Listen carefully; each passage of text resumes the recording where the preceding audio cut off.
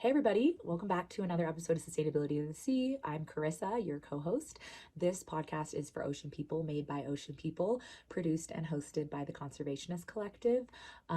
We talk about ocean a lot here in marine conservation, but we also want to talk about sustainability and climate, which is one of the reasons why I'm so excited for this episode. We sit down with Dr. Peter Kalmus, and if you haven't heard that name before, he is a NASA climate scientist. He received a ton of attention when him and some other scientists led a civil disobedience protest by chaining themselves to outside a Chase Bank in Los Angeles.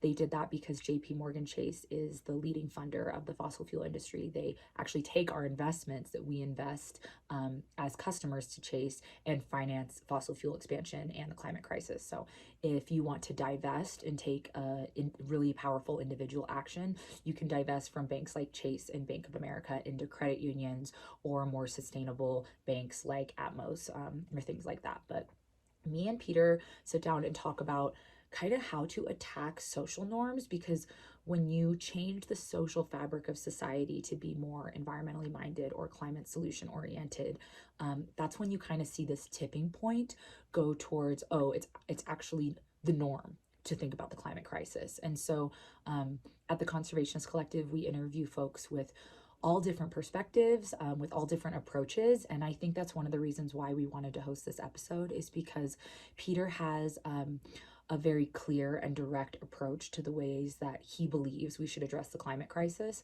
And while we might not have those exact same ideas, there's still a lot of common ground and value to be shared by hearing other people's perspectives. I always tell people, like, the more open-minded you are and the more you're able to listen to those that might think differently than you, the more knowledge you're open to receiving, and then you can make the best decisions from an informed perspective. So Peter Kalmus, he was honestly, he reminds me so much of someone who is just at their wits' end with all of this. And I think all of us can relate to that, because it's either paralyzing, or you're angry, or you're extremely sad and you're feeling waves of emotion, or you're feeling hopeful. And I feel like we all move through these emotions so often working in the climate movement. And so you'll hear it firsthand from him. And I just really thank you all for supporting this podcast. It's been an incredible journey watching it grow so much in the past year or two. And I hope that you get as much from this conversation as I got, because I left this conversation, I went on a beach walk, and I just kind of reflected on the ways that I think are the most effective when it comes to climate solutions. And I hope you do the same. So thanks for being here, and welcome to Sustainability and the Sea.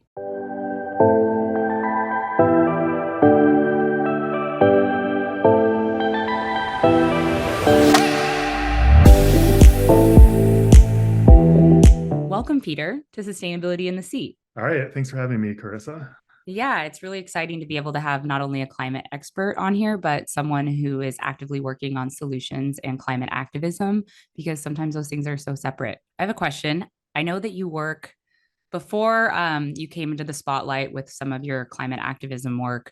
What's your day-to-day job like right now? Well, right now, interestingly, I just moved to be fully remote. So my partner got a job working at Duke. So we moved from Los Angeles to Chapel Hill, North Carolina. It's quite nice here, actually, as it turns out. So I like it. And it was getting too hot and dry and fiery for me personally in Los Angeles. So for a few years, I've been looking to move. And then, for me, that's kind of the silver lining of COVID, is that as we were all remote for COVID. And the laboratory, I should say, I'm speaking on my own behalf too, since I'm talking about JPL and NASA. Mm-hmm. But the lab kind of realized that the job was getting done with people even not coming into the lab just because of COVID. And so they decided that it was okay for people to apply for fully remote status. So that's what I did. So my day-to-day job is basically using computers to crunch a lot of data from satellites and from global climate models. And what I'm really curious about is the future and how things are going to evolve as the planet continues to heat up, and how that's going to impact ecosystems and humans. So the project I'm the most excited about right now is looking at extremes of humid heat between now and 2100, say, and how that's going to affect different cities, and how that's going to kind of convolute with socioeconomics. So it's just the kind of justice aspect of extreme humid heat is just pretty shocking. So the way, for example, there's a highly populated band in northern India, and I think it looks like that's going to be an extremely hot and humid place in the future. And obviously people there and other parts of the global south, you can't say it enough because it's just so true, that they've done almost nothing to cause the climate crisis, and they're going to be hit first and worst by extreme heat. Yeah. And being hit now too. I mean, I live in Hawaii already, yeah. And we're an island, right? We had homes go into the ocean just a few months ago, and now we're figuring out how to finance it. And we're the only state in the U.S. that's declared a climate emergency. Other impacts besides extreme heat are coming down the pipe, and we're living through them now. And again, the commonality there is that they typically hit frontline people and poorer people, both within the United States and outside of the United States, the worst. So, even with urban heat, there's a strong correlation between wealthy neighborhoods and trees, and poorer neighborhoods and more like blacktop. And that makes those poorer neighborhoods much, much hotter. Yeah. I have a question. So I know that you have an awesome opportunity to be able to see the Earth from space using satellite imagery. And I know that some people might not understand how climate models work and how we're able to make predictions and draw conclusions from data that's put into climate models, so that we can say, oh, this is how close we are to 2 degrees Celsius within this time scale. Could you maybe break down how reliable climate models are, just at a high level? Yeah, well, there's a really important quote. I can't recall who said it right now, but it's so true, which is that all models are wrong, but some models are useful. And if you think about that very carefully, like every single word of that is correct. You simply can't know what's going to happen in the future, but you can model things so that you have some idea, and you can exclude, some possibilities and kind of figure out what possibilities are most likely. And that's what we try to do with these global Earth system models. And they've evolved over many, many decades, and they run on supercomputers. And they started out, like the first ones just basically were atmospheric models. And they're not too different than how weather forecasting models work. So you divide up the atmosphere into these 3-dimensional grid cells, and you have conservation laws, conservation of energy, and moisture and momentum going between these different cells. So just basic physical laws that govern the kind of transfer of airport parcels and moisture and heat between different cells. And then you get more complicated and you add cloud parameterizations, so that clouds are super important to the climate because they interact with radiation going into the Earth from the sun and going out from the Earth into space from the ground, like outgoing infrared radiation. So you have to model that, right? And then, people working on oceans were making similar models of the ocean, and then they started to couple those together, and then people were modeling ice sheets, and they started coupling those in. And so you piece by piece, you kind of were building up these models from basic physical principles. And now what you have are Earth system models that even include things like vegetation, forests, and how forests respond on the surface of the Earth. And I think they might be the most complex models humanity has ever created. But they still have there's still a lot of challenges there. Those cloud parameterizations. So it's so complicated to model the whole Earth that to actually get them to run on supercomputers, you have to kind of divide the world up into these really big chunks, right? So like a typical spatial resolution for these models is around 100 kilometers. And in a 100 by 100 kilometers square, you're going to have like lots and lots of different little puffy clouds. And so you can't model the individual clouds. And then even if you could, like any individual cloud is composed of these tiny little droplets of water, right? And so the microphysics of the cloud, it's on essentially microscopic scales. So you have to have sort of shortcuts to modeling the clouds, and those are called parameterizations, where you basically say, all right, if we could model the clouds perfectly, we think it would have these overall effects on things like the radiation in this 100-kilometer grid cell. And so that is very hard to model. And that's part of why the different models don't all completely agree on what's called climate sensitivity, which is how hot the planet would get with a certain amount of CO2 emissions. So that's where we're at. There's, I don't know, a few dozen of these modeling centers around the world in different countries.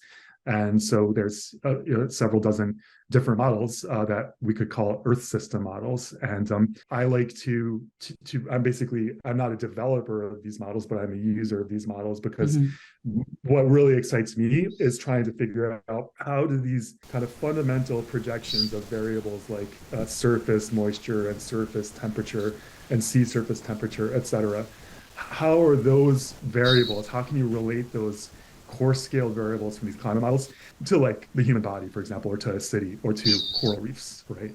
How you can say like, okay, this big 100-kilometer chunk of ocean will probably heat up like this between now and 2100 according to this model, but how do you actually relate that to these tiny little corals that are living in that 100-kilometer chunk, right? Yeah, I think that's really helpful for people to just contextualize like that. They're constantly being refined. There's so many factors that are being put into them, and experts use this as our best guess because our system is so complicated and evolved over billions of years, and we should still use them as tools without, assuming they're necessarily the bottom line. Yeah, and they're good for predicting some things, maybe more than others. Like I think they're very good at telling us how hot the planet will be on average in the future. And again, they don't all agree, but when you look at the distribution of them, if you take all of the models together, I think you get a very good idea at like different levels of CO2 emissions, how hot the planet will get overall.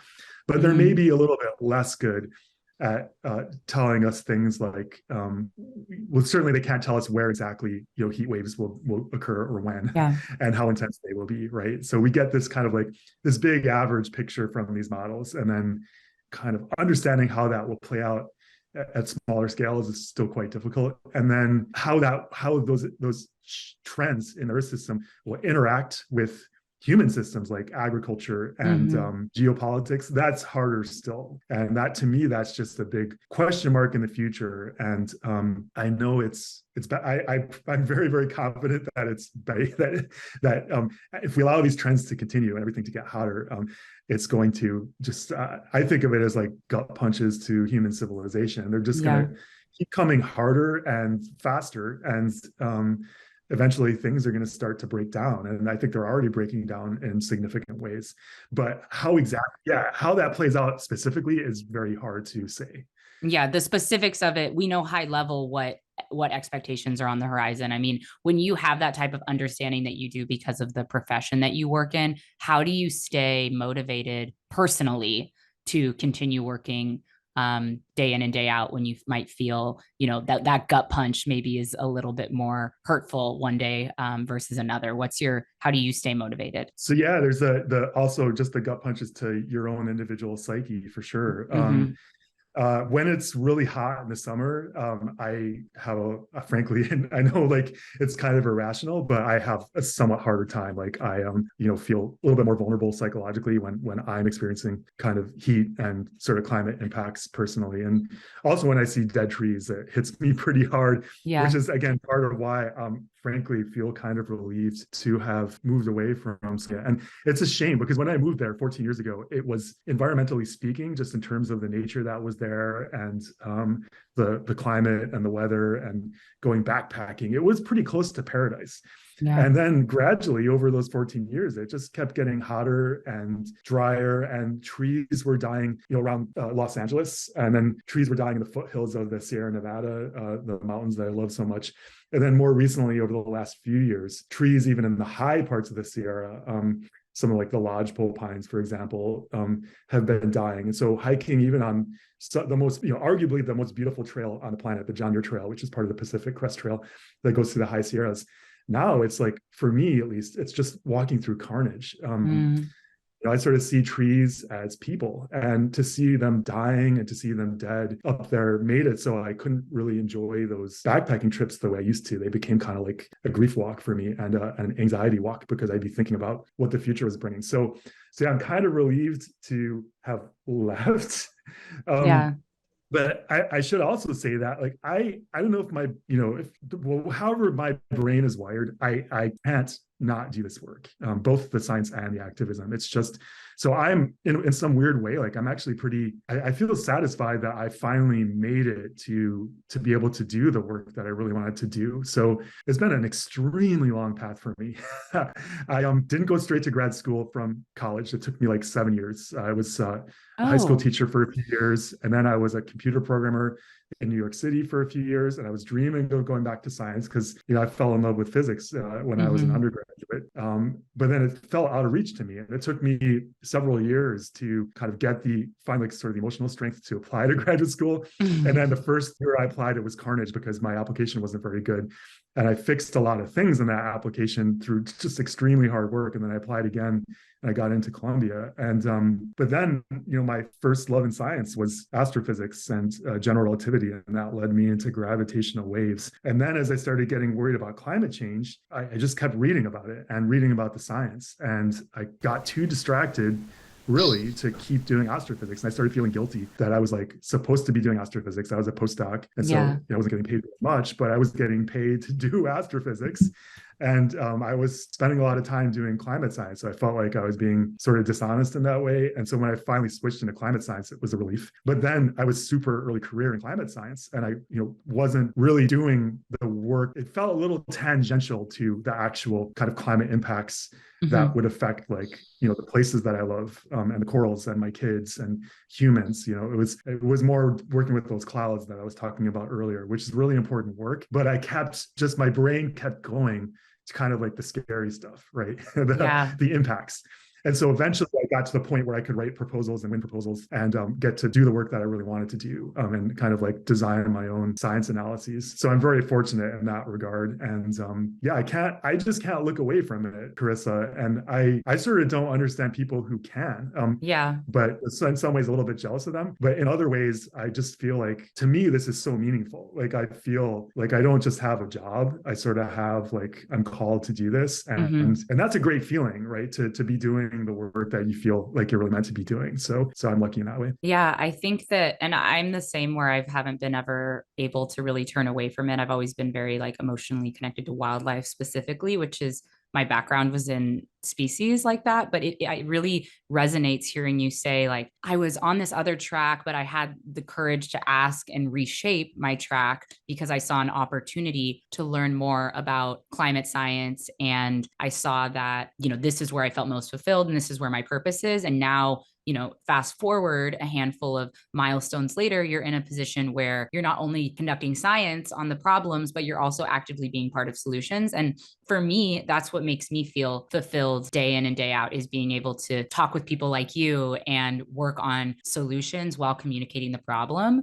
And I think that when it comes to your shift from also adding activism into your day-to-day work, how does that compare for you, maybe psychologically or the way that you feel when you're working in it by doing activism work? Did it take a level of bravery to get there? I know that you've been part of a handful of climate disobedient events.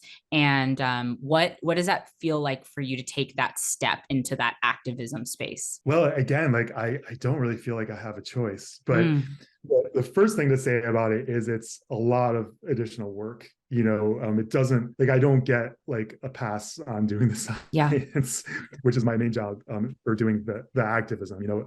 I suppose I could maybe try to work something out where I was, reduced the salary and reduce the number of hours so I could spend more time on activism. But I'm kind of happy with where it's at, but it can be exhausting too. So it is really important to just do the common sense things and make sure I'm getting enough sleep and enough exercise and being kind to myself. And it sounds hokey, but it's super important because it's sort of like having two full-time jobs a little bit. And then the activism itself can be kind of stressful too, because there's, you're dealing with people, and you're dealing with, a lot of times, with traumatized people, and it can be contentious and difficult, and there can be misunderstandings, and it can grow out of proportion. So I think that means that the activism too really has to have sort of a spiritual component where you can, try to de-escalate, which can be really hard, right? Because our egos are such that, when we feel like we're slighted, we tend to throw more fuel on that fire instead of trying to understand and see from the other person's point of view. So, I do think that there should be more spiritual practice in activism, just to kind of like help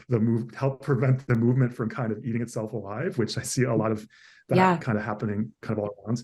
So yeah, it's messy and it's hard. But again, like I don't think I can't live with the knowledge of what's coming without doing everything I can to stop it. And I think it's probably good to discuss a little bit about a theory of change right now, because that's kind of what guides my decisions about how I spend my time as an activist. And I think when I was writing my book, which came out in 2017, I had a very different theory of change. So I think back then this was when I was writing it, I kind of started around 2011 and 2012. And I didn't see a lot of, actual kind of movement building happening at that time. And I didn't really know how to do it. I mean, there was like 350.org. There were a few other groups around back then, but it wasn't nearly the way it is now, where there's young people throwing soup at paintings, and the media is talking about it all the time, and scientists are organizing and risking arrest and stuff like that. So there's just so much more happening right now. It's hard to even put yourself in the mindset into the context of, the 2010 to 2012 period. But at that time, I didn't really know what to do. So I thought that, all right, so I just kind of became a climate scientist in 2012. I was like, maybe we need to put out more facts. Maybe people just don't get it. I didn't really realize how insidious the fossil fuel industry had been in terms of spreading, sowing disinformation, blocking action, and bribing politicians. So I wasn't fully aware of that back then. And I kind of still felt like the public, just needed the right facts. So that was sort of dumb. And then the second thing I thought too was like, well, I don't like the way it feels to burn fossil fuels, because it was and still is super clear to me, that stuff, the CO2 combustion product, you're breaking these long polymer chains, right? And they're composed of carbon and hydrogen, and they combine with oxygen in the atmosphere, and they make this greenhouse gas called CO2, which stays up there for a super long time, and that whole chain makes the planet get hotter by blocking out going further radiation, which makes, the heat waves worse and all this stuff that we've been experiencing. So I had a moment in 2012 when I was on a plane, and I was thinking about my kids, who were very young at that time, and I just felt like disgust. I felt almost like a sense of panic, like a full body panic, like I wanted to get off the plane, and I couldn't because they'd already shut the door. And so I'm like, I can't do this anymore. I can't fly on planes to advance my scientific career at the cost of my kids and the planet. Around that time too, I was looking other ways to reduce my emissions. It turned out that for me, flying was by far the most. And I was kind of like, maybe, reducing my emissions would be, and I found I really liked it and it was fun. And so I was like, maybe, other people would start doing this too at a fast enough rate for it to be meaningful. Yeah. So those were the two motivating things for writing my book, like spreading more scientific facts and kind of like trying to make the case that it's not like just a sacrifice to live with less fossil fuels. It's kind of awesome in a lot of ways. And what I found out was both of those theories of change were wrong. So the information deficit model is not correct. More information does not help. And there's already enough information out there. And there's unfortunately disinformation too.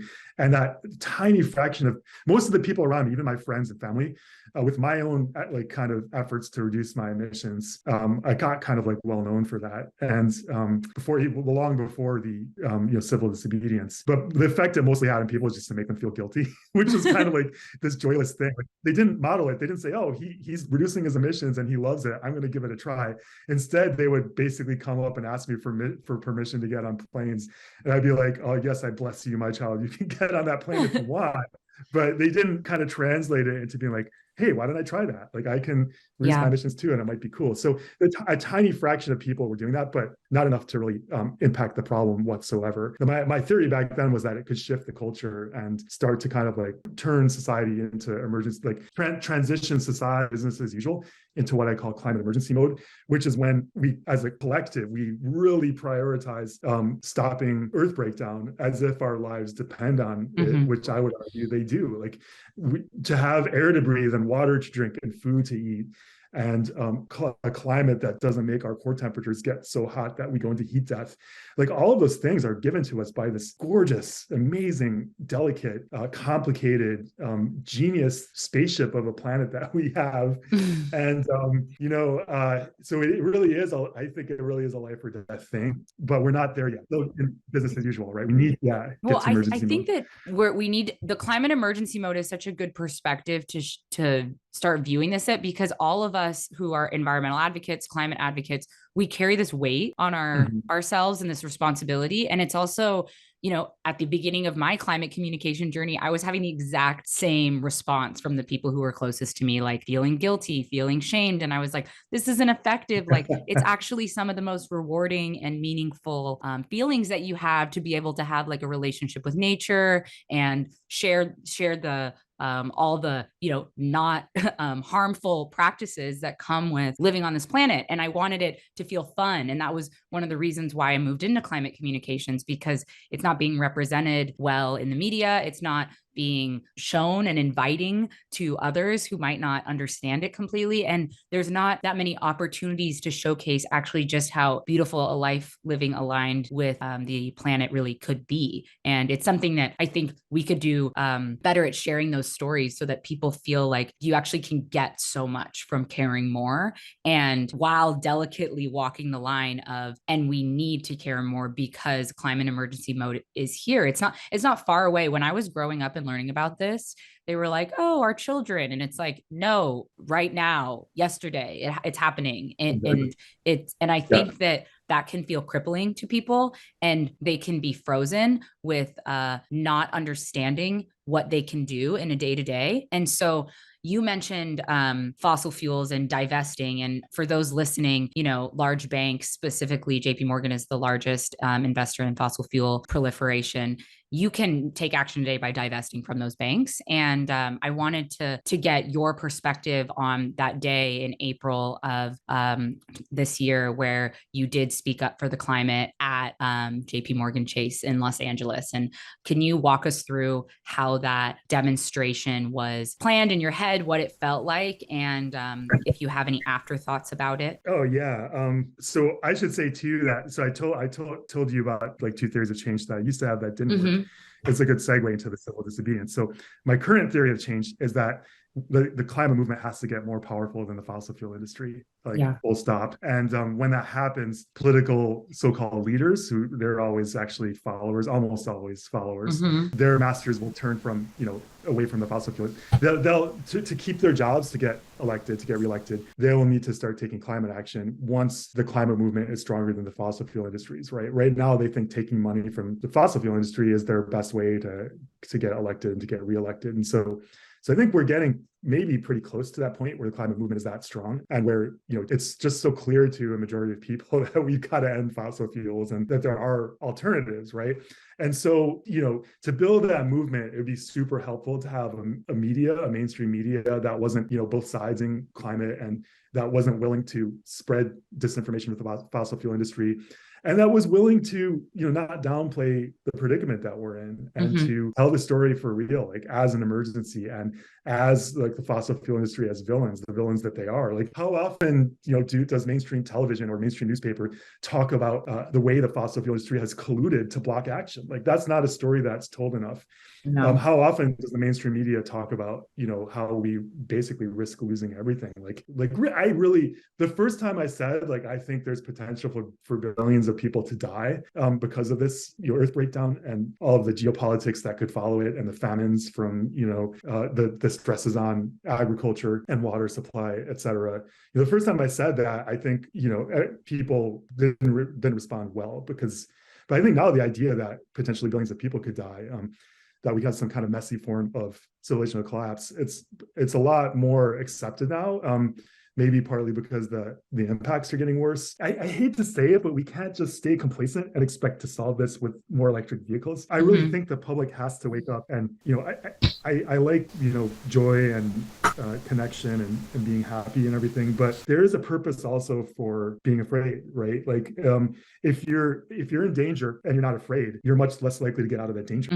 Like feeling afraid is a really useful thing sometimes when the danger is real, and I think the danger is real now, but the public hasn't kind of accepted that danger and translated that into action through a sense of being in emergencies. And part of that is because the media, like you said, has downplayed it over and over again, like, or get our act together sometime in the next 10 years.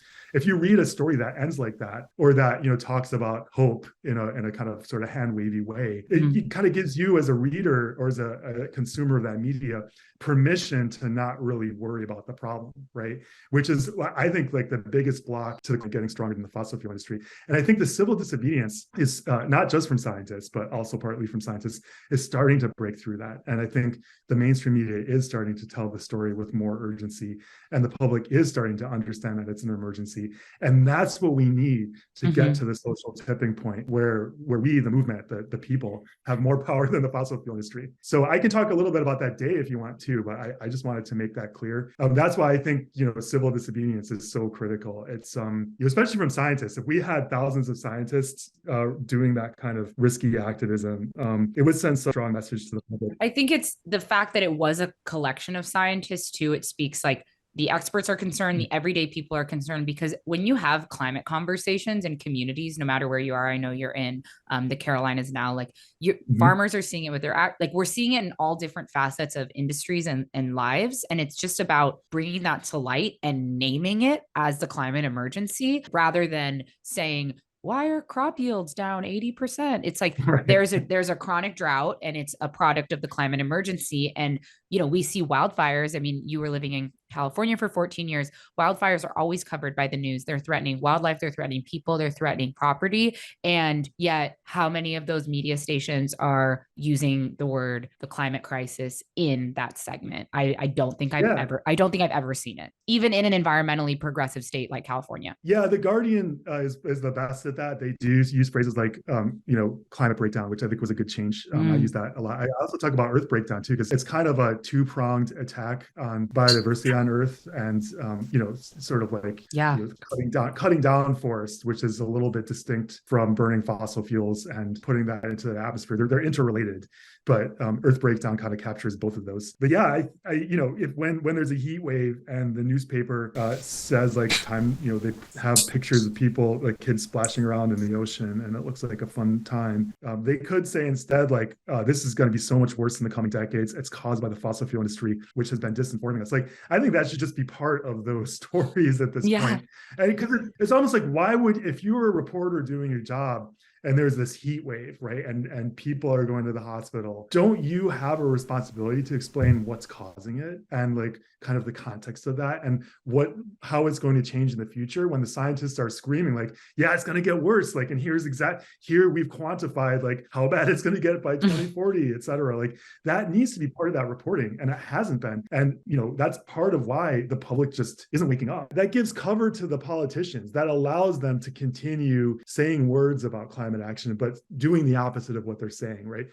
Even the Biden administration is still expanding fossil fuels, which the scientists have been screaming like, that's the cause is fossil fuels. If we keep expanding fossil fuels and burning more of this stuff and putting more of that CO2 into the atmosphere, we are making the problem worse. We're making it deeper. It's irreversible. Once we stop fossil fuels, pretty much, there's a few other things too. Animal agriculture is about 15% of the problem. So we need to stop that as well. And people don't like hearing that. People don't want to stop flying and stop eating steaks, right? They don't want to do that. But frankly, in my opinion, that's what we need to do to basically survive and thrive as a species on spaceship Earth. Is we do have to stop doing those things now because we've taken it too far. Oh gosh, the politicians, we need to expose they're taking us in the wrong direction. Yeah, that's what they're doing, and the media has been kind of covering for them and allowing them to get away with it, and that's a big part of the problem. How do you think we can best, maybe it's someone listening or, human population in general, best hold political leaders and media leaders accountable for their inaction or their greenwashing of the action that they're doing? What's the best way that the everyday person could do that, in your opinion? I know there's a million different ways, but I guess if you wanted to highlight one. It's a huge topic. So I don't think you can really be a climate activist by just kind of like, reading a listicle about like 10 things you can do. And it's not just about reducing your own emissions anymore. Nothing wrong with reducing your own emissions, but we have to build that power in the movement. So I think the single best thing anyone can do, and it's not easy for a lot of people, especially for introverts, but you got to join a group. That's the single best thing. There's a lot of choices out there now. I would recommend the spicier groups that are starting to support and engage in civil disobedience, because in my experience, it's just so much more effective than the other things that I've tried. There's also an app you can get, which I co-founded, called Earth Hero. And it's been a long road to make that climate app. It is the planet's most popular climate app. But I think, frankly, with a lot of respect to the team, which is a fantastic team, it's hard making a climate app, but it's got a ways to go in terms of like helping guide people towards groups. It's still a little bit more kind of like what people can do acting on their own. But we have to make I don't know, how do I say this, like a deeply resilient and strong climate movement. We need a lot of numbers. We need to learn how to be forgiving of each other and to de-escalate divisions instead of escalating divisions. And remember that the fossil fuel industry, and frankly, the rich people on this planet, the ultra rich people especially, they are what causing irreversible planetary destruction. We end fossil fuels, we end animal agriculture. However hot the planet gets when we end those two industries is how hot it's going to be for a long time, very likely. Unless we do something like stratospheric aerosol geoengineering, right, which has its own really, really scary side effects, right? So it's powerful medicine with frightening side effects. But naturally, as an Earth system, you put those greenhouse gases up there, they stay there for a long time, and it's going to be hundreds, depending on how hot we let it get, hundreds or even thousands of years before those temperatures start to go back down again. So we live with the climate bed that we make for a very long time. And so that's why it's so important to stop it as quickly as we possibly can. It's not like other forms of, environmental concerns where you can generally clean things up, right? You can clean up a river. You can't really clean up the climate in the same way. So we need to stop that as quickly as we can. And I think joining together and kind of doing things that allow institutions, like maybe your place of work, maybe your university, maybe your high school, maybe your city council, et cetera, where institutions kind of start acting like this is an emergency. And they've been resisting quite a bit, right? Corporations want to just keep the gravy train rolling. Like that's their priority. That's the priority of most ultra rich people and politicians, to keep things as they are, so they continue kind of having their death grip on power and money like they have it now, right? And yeah, okay. So I do think that we need to redistribute wealth. Yeah. My mom is a Trump supporter, and she strongly disagrees with me. But so is my dad. I don't say that just because I'm some like rabid leftist. I say it because I feel like our species is going through this bottleneck, and it's the only practical way out. I think it's kind of like the planet is trying to teach us that there's plenty here for all of us if we share it and we don't hoard it and we don't have billionaires anymore, right? Every billionaire is a huge failure of our species, and it's taking us closer to, catastrophic, irreversible planetary destruction. So yeah, and you can't get the poor people of the world, and even the working class people in the United States, you can't get them on board with climate action unless you make sure that they have access to food and access to transportation and access to the energy that they need. So you can't just like turn off the spigot of fossil fuels and have gas prices go up sky high and have the fossil fuel CEOs and executives continue to rake in record profits as they've been doing, because you get a huge backlash, right? And then the electorate will elect somebody who says, I'm just going to increase oil and gas. And that's what the Biden administration has been saying, right? So you can't have climate action without sort of redistribution that protects the working class, because otherwise the working class will vote you out and vote in somebody who does the opposite of climate action, right? So it's just practical, like, that's the way out. You have to finance the transition on the dime of the ultra rich, which is just like saying, we're the only species on planet Earth that hoards like this. this. Yeah. A tree doesn't say like, I'm going to keep all of the sunlight to myself. I'm going to keep all these apples to myself. It's just not how it works in nature. There's no place, no tree can like have, 10% of all the sunlight on Earth. It just doesn't happen anywhere else in nature. It's also like, first of all, I loved what you said about, our language, earth breakdown, climate emergency, climate crisis. These are all descriptive. It's not just necessarily, like rising temperatures. We're seeing like catastrophe before our eyes. And then there's also the piece of there's so much power in numbers, right? And there's solidarity in a movement to rise to the occasion of kind of holding people accountable, making larger change in a larger group. And I also agree with you. We have a lot of infighting and division, even just within the environmentalist community. And that is benefiting only the fossil fuel industry. Any infighting and division is keeping us further and further away from implementing solutions. Yeah. And disagreements are absolutely okay. Yeah. It's just, how do you handle those disagreements? Do you tear somebody down and try to make that person the enemy when they're actually really your ally, or do you figure out some way to kind of move beyond the disagreement and in some kind of more harmonious way? And it's hard. It's really hard. Yeah, and there's a bunch of different ways. I personally, there's so many different ways to advance climate solutions and reverse like earth breakdown, like you're saying, like so many different ways. There's organizations that you said which were more spicy, and then there's organizations where you get to be creative or can take a back seat, or you can be right front and center. And I think that I always tell people, I think every job is going to be a climate job in the next 10 to 15 years because it has to be. And so I pretty much agree. Yeah, there needs to be people of all walks of life coming in and joining this That's conversation. Right. And that can be you and your skills, those of you who are listening. And I know you've chosen your path as being civil disobedience. And what does that look like in the day-to-day? Like what really excites you the most about it, I guess? Well, it's the first time I did it, it was just invigorating and exhilarating. And I felt this great sense of personal freedom and this great sense of solidarity with other civil disobedience who around the world who were my personal heroes. So to kind of like walk through that doorway into risky action felt really wonderful the first time. I've only been arrested twice. The second time was very different. It felt very messy to me. It was on November 10th, and it involved the confrontation with the security guard, which was we were walking up to block the door, and he challenged. He was at a rich person's private jet terminal in Charlotte, and he could tell we weren't rich people who had private jets. We definitely didn't look like we were really legitimately there.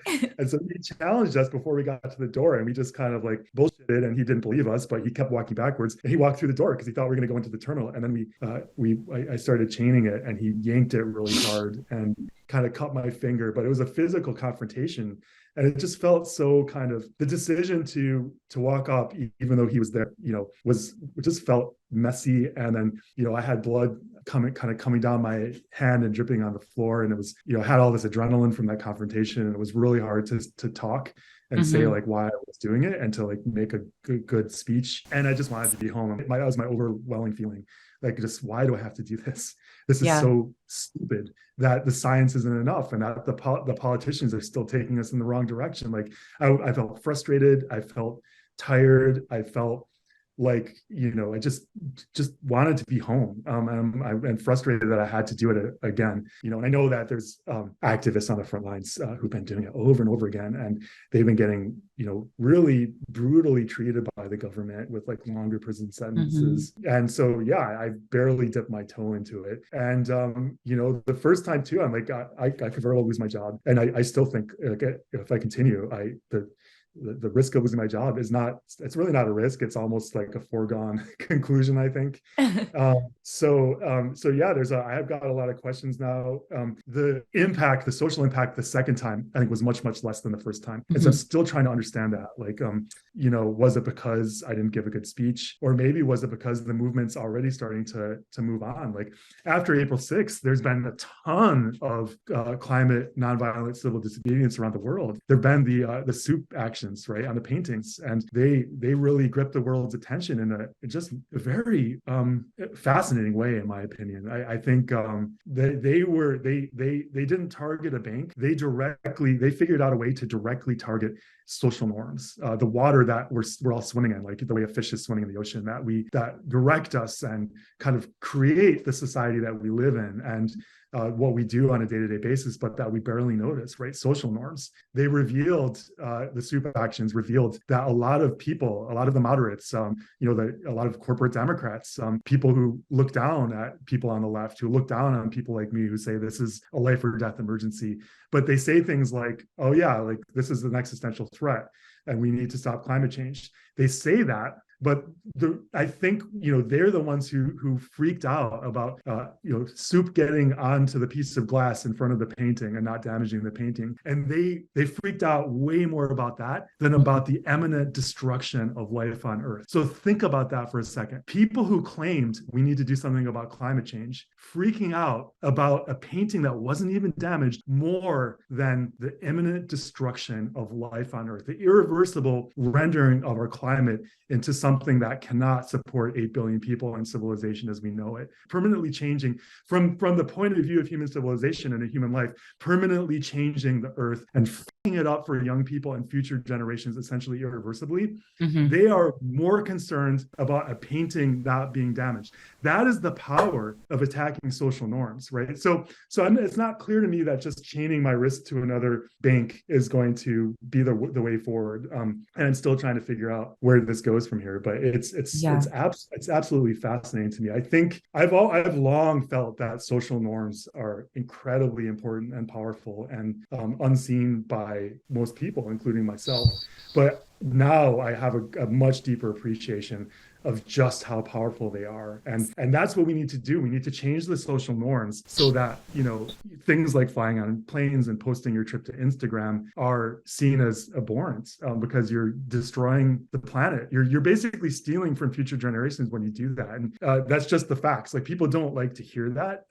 But that, when I say that, if you get on a plane and fly, right, and I don't want people to feel guilty, but it's just a fact. If you do that, you're contributing to these molecules being emitted into the atmosphere, which make the planet hotter for young people today and for future generations, which means that they're going to have, something ranging from like reduced joy on planet Earth to just like living through hellish dark ages, right? I said earlier, we don't know how that's going to play out.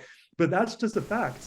But right now, saying that goes so strongly against social norms, where it's okay to get on planes. And I've taken a lot of for talking about planes, especially. And I end this part of the podcast by saying, like, I really hope that people who still fly on planes, including frequent flyers, start calling for the collective end to aviation, because there's no planes. We don't have planes coming on the horizon that can fly without fossil fuels. And as other sectors hopefully ramp down their emissions, planes are still growing exponentially. The aviation industry, it's going to start standing out like a sore thumb as something that only rich people can do, right? The vast majority of humans on Earth have never gotten on a plane because they can't afford it, and they're the ones that are being hit by climate impacts the most. So it's going to really start standing out. And I hope that people who still fly in planes can find the courage to say, like, all right, call me a hypocrite if you want, but even though I'm still flying on planes, I feel like we have policies that end aviation for all of us.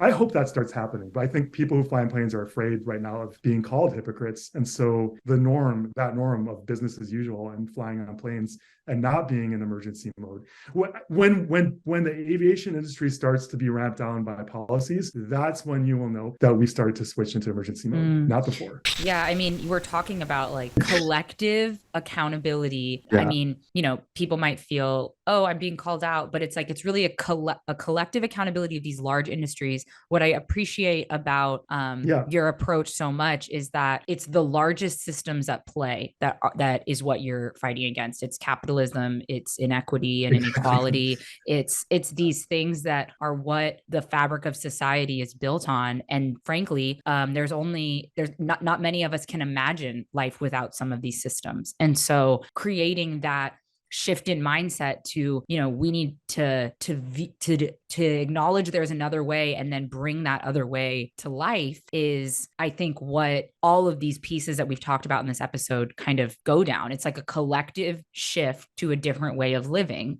which is what I'm hearing from you is the only way that we can reach what we need to do within a shortened amount of period of time. And I think we can still be really happy, even using less energy and even during this transition. But we'll only be able to do this and be happy if, again, like I said earlier, if we start sharing things a little bit more. And that's what really frightens me is that, I wonder if our species is capable of doing that. I think it is, because there have been other, many indigenous societies that have been structured differently and that didn't hoard, and that actually found the kind of hoarding that billionaires do, for example, to be completely socially obnoxious, abhorrent. They had kind of mythological monsters that they probably told bedtime stories to kids, which were basically, if you hoard, you become this terrible soulless thing that walks around and can never get enough and is consumed by this this hunger and appetite and greed. And I think that's what billionaires are. I do not think they are happy people. Yeah, no, so, you can't fill yourself up with items and find fulfillment. It's like an addiction. Yeah. So I think we can do this. I think we can do this and be happy and be joyful about it. But boy, we've got a lot of work to do. And step number one is just building up this movement to be as powerful as it can be, whatever that means for you.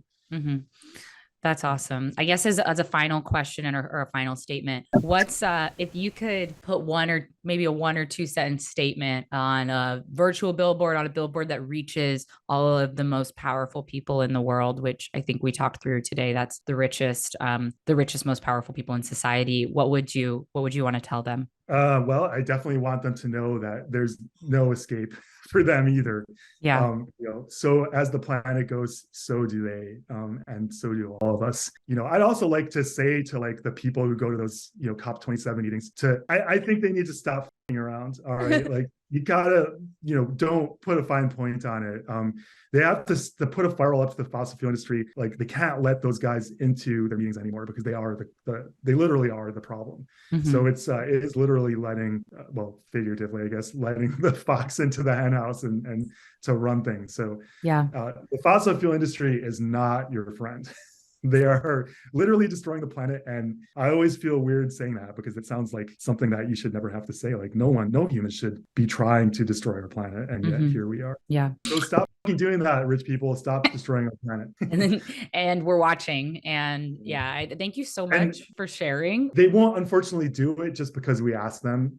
We have to make them do it. And that's what building the movement is all about. Great. That's an incredible way to just everyone can get involved, and there's opportunity and a place for every single person in this movement. And it's almost incredible, right? Because you have so many options to choose from of how you want to help save the planet, and everyone's invited. The big party, right?